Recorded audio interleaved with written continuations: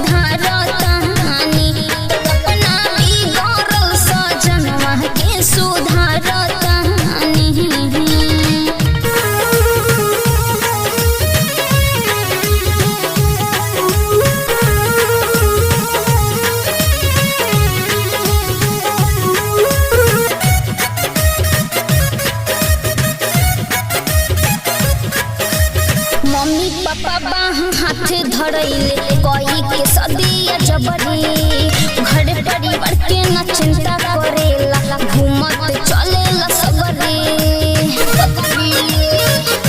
Mummy papa बाह हाथ धरैले कोई के सदिया जबरी घर परिवार के न चिंता करेला घूमत चलेला सबरी।